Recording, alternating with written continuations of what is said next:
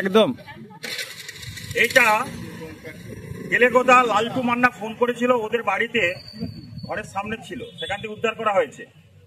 এটা পদ্ম খরিস। সাপকে বাঁচিয়ে রাখার প্রয়োজনীয়তা আছে, কারণ সাপের বিষ থেকে অনেক প্রকারের ঔষধ তৈরি হয়, কাজ খায়। তাই সাপকে আমাদের বাঁচিয়ে রাখতে হবে। দেশের ভারসাম্য, সমাজের ভারসাম্য বজায় রাখার জন্য সাপকে বাঁচিয়ে রাখতে হবে। আমি সুমিত ঘরে সাপটি রেস্কিউ করে নিয়ে গিয়ে গভীর জঙ্গলে ছেড়ে দেবো।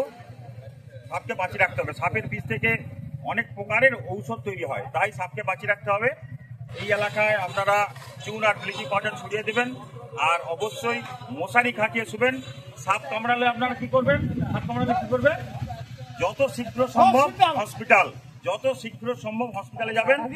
100 মিনিটের মধ্যে হসপিটালে পৌঁছে গেলে সেই রোগী বাঁচিয়ে দেওয়া সম্ভব। আমাদের স্থানীয় হসপিটাল যে সোনাখালী, 100 মিনিটের মধ্যে যদি হসপিটালে পৌঁছে যান তাহলে সেই রোগী বেঁচে যাওয়ার সম্ভাবনা আছে।